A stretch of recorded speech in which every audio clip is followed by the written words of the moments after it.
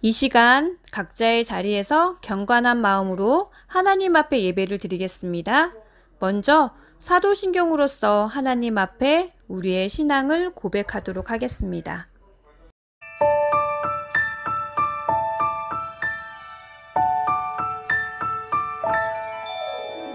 나는 전능하신 아버지 하나님 천지의 창조주를 믿습니다. 나는 그의 유일하신 아들 우리 주 예수 그리스도를 믿습니다.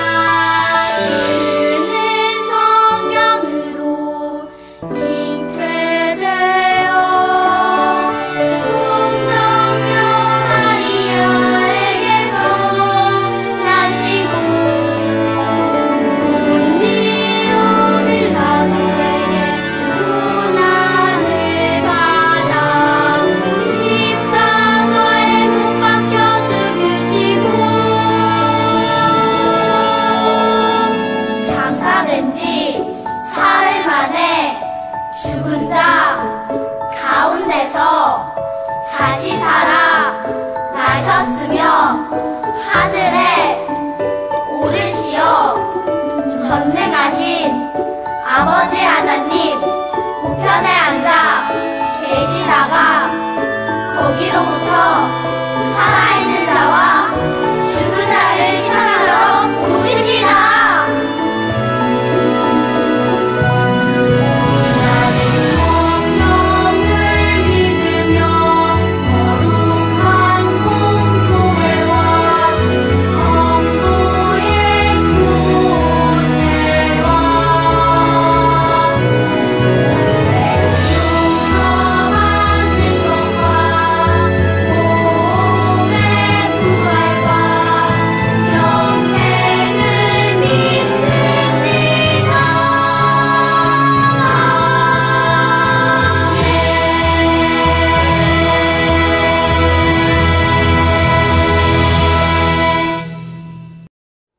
이 시간 성령 하나님께서 우리와 함께 해주시길 소망하는 마음으로 다 같이 기쁘게 찬양 드리겠습니다.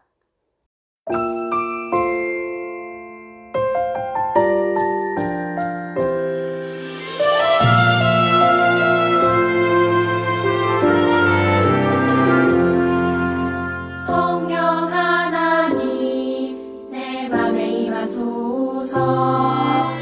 성령 하나님 이곳에 임하소서. 우리의 굳어진 마음 녹이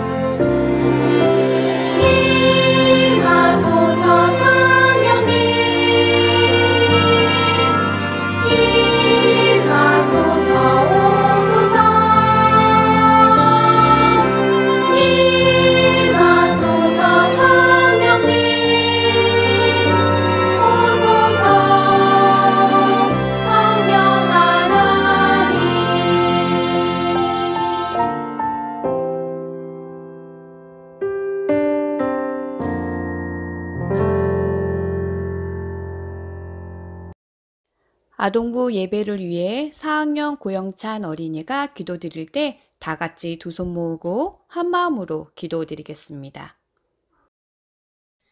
기도드리겠습니다. 사랑하는 하나님, 지난 일주일 동안 저희 아동부를 지켜주시고 함께해 주셔서 감사합니다. 코로나19로 인해 교회에서 예배드리지 못하고 온라인으로 예배를 드립니다.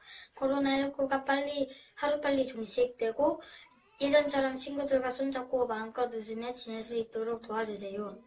예배를 함께 드리지는 못하지만 서로를 위해 늘 기도하는 아동부가 되게 해주세요. 잠시 후 말씀 전하실 목사님과도 함께 해주셔서 하나님의 음성을 듣게 도와주세요. 한 주간도 목사님, 선생님, 아동부 친구들에게 축복해주세요. 예수님의 이름으로 기도합니다. 아멘. 지난주 김현수 목사님께서 예루살렘에 도착한 바울에 대해 말씀해 주셨는데요. 이번 주는 로마에 도착한 바울에 대해 말씀해 주실 거예요. 우리 친구들 집중해서 잘 들어주세요.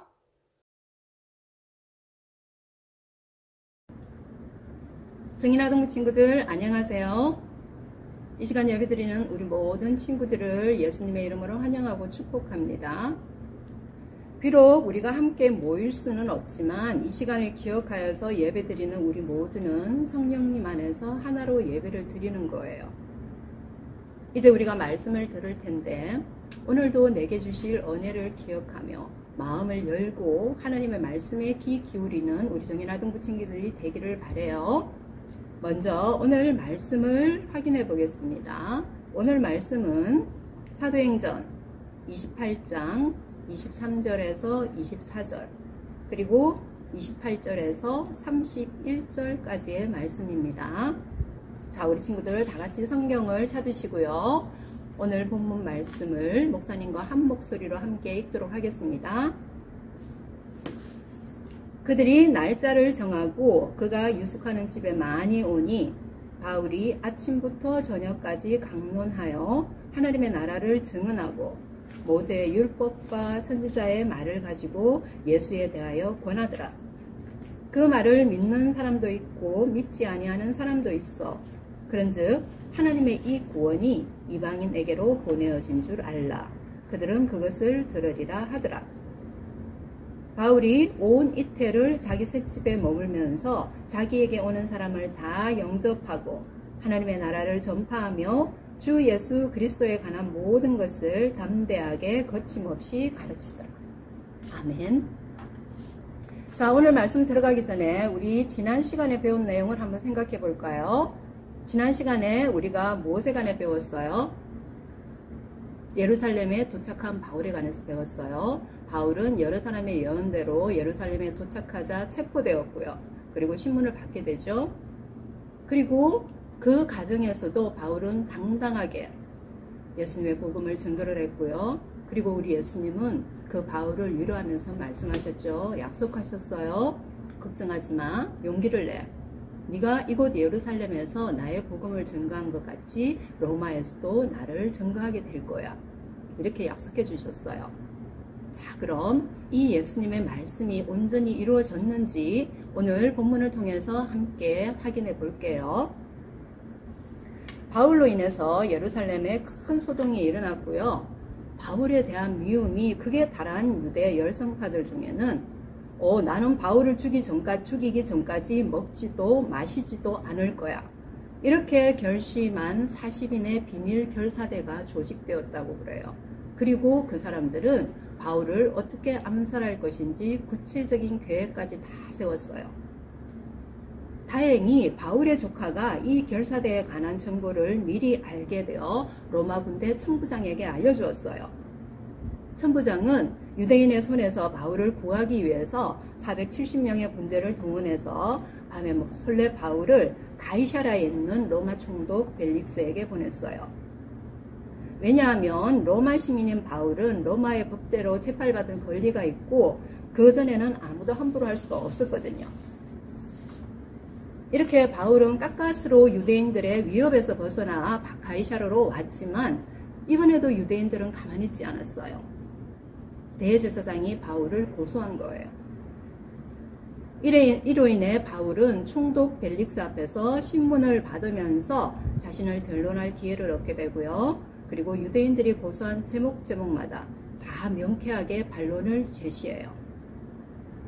바울의 변론을 들은 벨릭스 총독은 바울이 죄가 없다는 사실을 알고 바울을 보호해 주기도 했지만 그것보다는 유대인들의 환심을 사는데 더 관심이 많았어요. 그리고 또 바울로부터 혹시 뇌물을 받을까 하는 속셈에서 죄가 없는 바울을 그냥 그대로 감옥에 가두어 두었어요. 이렇게 바울이 가이사랴 감옥에 갇힌 지 2년이 지난 후 벨릭스 총독의 후임으로 베스도가 총독으로 부임하게 되었어요. 바울은 벨릭스 총독에 이어 베스도 앞에서도 신문을 받게 되고요. 바울은 참 언제나 당당해요. 그 과정에서도 바울은 자기가 어떻게 예수님을 만나게 됐고 예수님을 만난 후 어떻게 변화되었는지 그 당시의 권력자들 앞에서 조금도 주눅들지 않고 당당하게 예수님의 복음을 증거를 해요. 베스도도 바울이 죄가 없다는 사실을 알았지만 베스도의 태도 역시 벨릭스와 다르지 않았어요. 그도 유대인의 마음을 얻는 데만 관심이 있었고요. 심지어 바울을 유대인들에게 넘겨주려고까지 했어요. 이를 눈치챈 바울은 여기서 자기가 가진 권리를 사용해요. 로마 시민권을 가진 시민으로서 로마 황제에 가서 재판을 받고 싶다고 요청했던 것이죠. 그런데 사도행전 26장 32절 말씀에 의하면 만약 바울이 로마 황제에게 상소하지 않았다면 바울은 그대로 석방될 수도 있었어요. 그러나 바울은 굳이 로마 황제 재판전까지 가기를 원했어요. 그렇게까지 했으라도 로마를 가고 싶었던 거예요. 왜요? 우리 그 이유는 로마서를 공부할 때 한번 설명했어요. 기억하는 친구들 있나요? 바울은 왜 이렇게 로마를 가고 싶어 했을까요? 아마 우리 친구들이랑 함께 모여 예배 드렸다면 이 질문에 여기저기 손이 올라왔을 건데 참 아쉬워요. 바울이 로마로 가고 싶어 했던 이유는요. 로마 교회는 바울이 세운 교회가 아니라고 그랬어요. 그래서 로마 성도들은 바울을 잘 몰라요. 그래서 그 로마 성도들에게 바울 자신을 소개하면서 예수님의 복음 안에서 서로 은혜를 나누기를 원했고요. 그리고 또 그들 로마 성도의 지원을 받아서 그 당시 땅끝이라고 생각했던 서바나까지를 갈 계획을 세웠다고 그랬어요. 그리고 또 하나 중요한 이유는요. 로마는 그 당시 제국의 중심지예요. 국제적인 도시예요. 우리 신구약 중간시대를 배우면서 하나님께서는 이 시기에 많은 준비를 하셨다고 그랬어요. 구원의 복음을 위한 준비를 하신 기간이 바로 이 시기인데 로마 제국을 통해서는 무엇을 준비했다고 그랬어요? 그렇죠. 길이에요. 도로를 닦았던 거예요.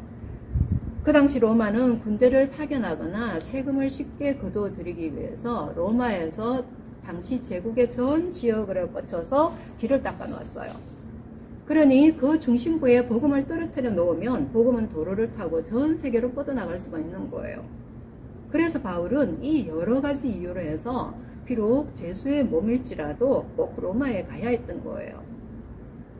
이렇게 바울의 로마 행이 결정되고 바울은 로마 군인들의 호의 속에 로마 길에 오르게 됩니다. 하나님께서는 이렇게 바울이 전혀 생각하지 못한 방법으로 바울을 로마로 보내신 거예요. 물론 바울이 로마로 가는 과정에서도 여러 가지 사건 사고가 있었어요. 바울이 담배의 선장이 바울의 말을 듣지 않고 무리하게 항해를 한 결과 바다 한가운데서 유라굴로라는 태풍을 만나게 돼요. 태풍이 얼마나 무서운지는 우리 친구들도 잘 알고 있을 거예요. 그런데 이렇게 무서운 태풍을 바다 한가운데서 만났다고 생각을 해보세요. 어디 안전한 곳으로 피할 수도 없고 그냥 아무런 방법이 없는 거예요. 이렇게 몇 날이 지나도록 바다 한가운데서 태풍에 시달리던 사람들은 이제 우리는 죽었어. 우리는 죽게 될 거야. 이렇게 절망에 빠져 있을 때 하나님은 바울에게 약속하셨어요. 걱정 마. 네가 반드시 로마로 가게 될 거야. 이렇게 말씀하시며 바울과 배에 탄 사람들의 생명을 다 건져주실 것을 약속하셨어요. 바울은 배에 탄 사람들에게 하나님의 이 약속을 전하며 두려움과 절망 가운데 빠져 있는 그들을 격려했죠. 바울을 실은 배는 이리저리 표류하다가 마침내 멜리데라는 한 섬에 다다르게 되고요. 그리고 그곳에서 비록 배는 파손되어 버렸지만 하나님의 약속처럼 배에 탄 사람들은 한 사람도 빠짐없이 모두 무사히 생명을 건지게 되었어요. 그런가 하면 또 이런 일도 있었어요. 이 섬 주민들이 고생한 바울 일행을 동정해서 따뜻한 한대를 베풀며 그들을 위해서 불을 피워주었어요.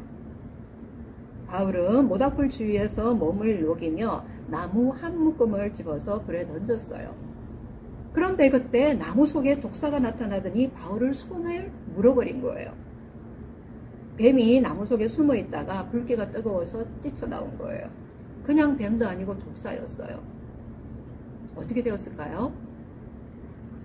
분명히 퉁퉁 붓거나 쓰러져 죽어야 정상인데 바울은 그냥 아무 일도 아니란 듯이 뱀을 그냥 불에 툭 떨어버리고요. 그리고 한참이 지나도 바울은 그냥 말짱한 거예요. 그러자 그 섬 사람들이 이 모습을 보며 이 사람 혹시 신이 아닐까? 이렇게까지 생각했다고 그래요. 이렇게 성령님은 바울이 언제 어디로 향하든 항상 함께 하셔서 이 모든 위험 상황에서 안전하게 지켜주신 거예요. 바울은 이 섬에 머물면서 그 섬 최고 지도자의 아버지가 그 당시 아마 열병에 걸려 있었나 봐요. 그 부친의 열병도 고쳐주었고요. 그리고 그 섬에 있는 많은 병자들의 병을 고쳐주었어요. 이렇게 바울은 그 섬에서 석 달을 보냈고요. 이제 로마로 향할 배가 준비되자 섬 주민들로부터 식량과 그 외 여러 가지 쓸 것을 공급해서 드디어 로마로 향했고요. 마침내 그토록 오기를 원했던 로마에 무사히 도착하게 되었어요. 자, 그럼 여기서 질문을 한 가지 해볼게요. 아무리 로마로 오고 싶다고 그러지만 제수의 몸으로서 바울이 무엇을 할 수 있었을까요? 자유롭지 못한 상황에서 바울이 계획했던 땅끝 스바나 여행은커녕 마음대로 사람을 만날 수도 없잖아요. 이런 상황에서 어떻게 복음을 전할 수 있었을까요? 그러나 성령님은 이 모든 것을 미리 다 준비해 놓으셨어요. 오늘 본문 사도행전 28장의 기록에 의하면요, 바울은 아주 호의적인 대우를 받았어요. 옥에 갇힌 것이 아니라 그를 지키는 군사와 함께 조그만한 셋집에서 따로 지내도록 허락을 받았고 행동에도 큰 제약이 없었어요. 그는 얼마든지 사람들을 초청할 수 있었고요. 그리고 그들을 만나 복음을 전할 수 있었어요. 오늘 본문을 보면 그는 2년 동안 이렇게 자기 처소에 머물면서 예수님의 복음을 담대하게 그리고 거침없이 전했다고 기록하고 있어요.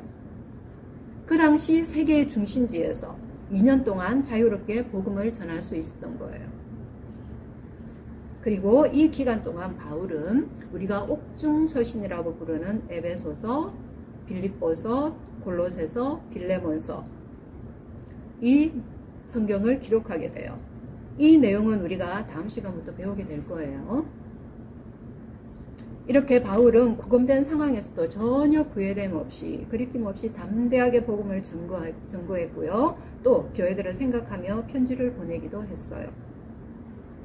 지난번 영상 예배를 드리면서 많은 친구들이 출석 체크를 해주고 그리고 댓글을 달아주었는데 그 중에 한 친구가 이렇게 댓글을 단 것을 보았어요. 나는 바울처럼 못할 것 같은데 바울은 정말 대단한 것 같아요.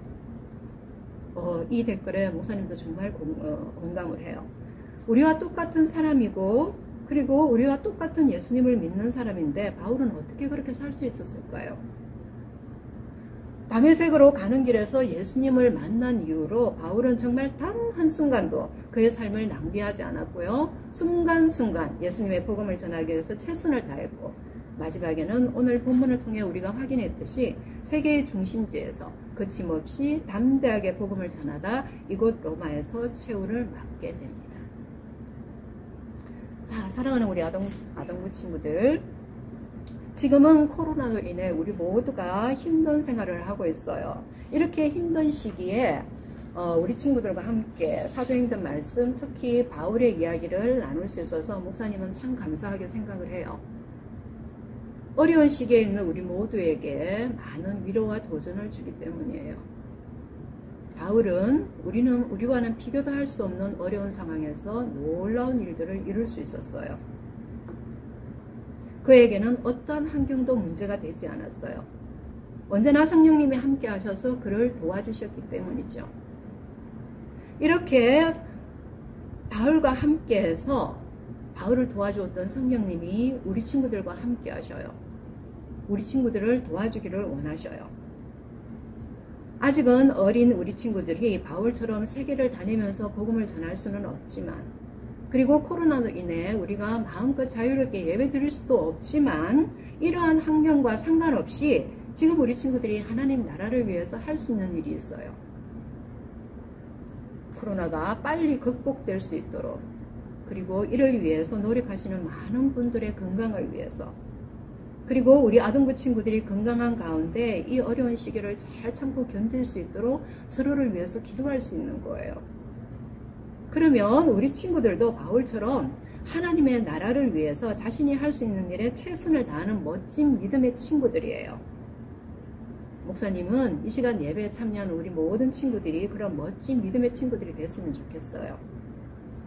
그래서 바울이 언제나 성령님을 의지해서 어떠한 환경에서도 하나님의 나라를 위해서 최선을 다한 것처럼 우리 정인아동부 친구들도 언제나 하나님을 의지하고 또 코로나 극복을 위해서 함께 기도함으로 바울처럼 하나님의 나라를 위해서 기이하게 쓰임받는 멋진 믿음의 친구들이 되시기를 바랍니다. 기도하겠습니다. 사랑의 하나님, 오늘은 마침내 로마로 도착해 복음을 전했던 바울의 이야기를 배웠습니다. 복음을 전하기 위해서라면 어떠한 어려움도 마다하지 않고 어떠한 상황에서도 최선을 다했던 바울의 모습을 마음에 새기고 우리 친구들도 하나님 나라를 위해서 큰 꿈을 꿀 수 있도록 도와주시고요. 그리고 코로나 극복과 이를 위해 노력하시는 많은 분들과 그리고 또 아동부 친구들 서로를 위해서 함께 기도할 수 있는 믿음의 친구들이 될 수 있도록 도와주세요. 감사를 드리고 예수님의 이름으로 기도드립니다. 아멘. 지금은 우리 주 예수 그리스도의 은혜와 하나님의 크신 사랑과 성령님의 함께 하시니 나도 하나님의 나라를 위해서 최선을 다할래요 기도하고 결심하는 살아가는 우리 정인 아동부 친구들 가운데 지금부터 영원까지 함께 하시기를 간절히 축원하옵나이다. 아멘. 총무 선생님께서 광고해 주실 텐데 우리 친구들 힘들겠지만 끝까지 집중해서 들어주세요.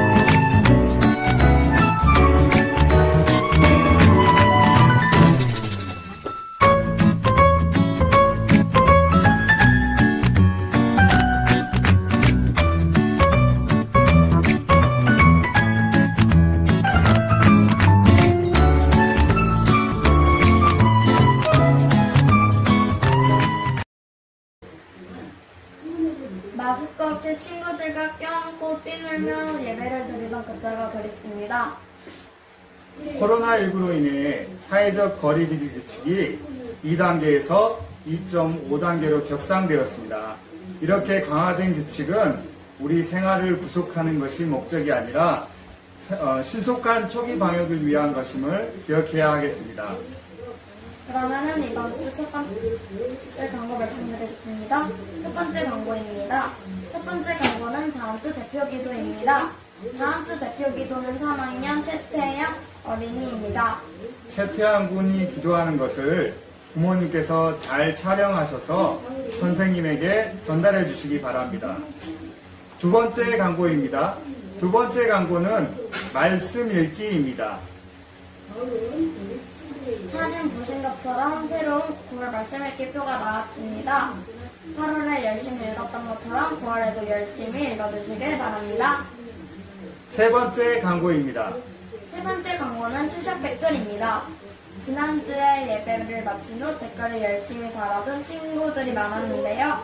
이번 주에는 예배를 드린 모든 친구들이 열심히 댓글을 달아주셨으면 좋겠습니다.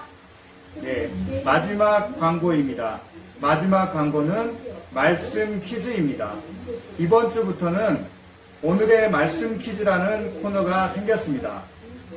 목사님이 매주 설교하신 내용 중 저학년과 고학년 문제가 매주 각각 한 문제씩 출제될 예정입니다. 문제를 듣고 정답은 추적 댓글과 함께 달아주시길 바랍니다. 그러면은 이번 주 문제 주세요. 문제는 주관식입니다. 저학년 1, 2, 3학년 문제입니다. 바울이 로마로 갈 때 이용한 교통수단은 무엇일까요? 1, 2, 3학년 친구들이 풀기엔 조금 어려울 수도 있겠네요. 그럼 바로 이어서 4, 5, 6학년 문제 바로 나가봅니다. 바울이 쓴 옥중서신 4권의 제목은 무엇인가요? 어렵네요. 어렵지만 다시 보기를 통해서 들으면 맞출 수 있을 것 같아요. 자, 그럼 이번 주 광고를 이것으로 마치겠습니다. 다음 주에 만나요. 안녕! 안녕!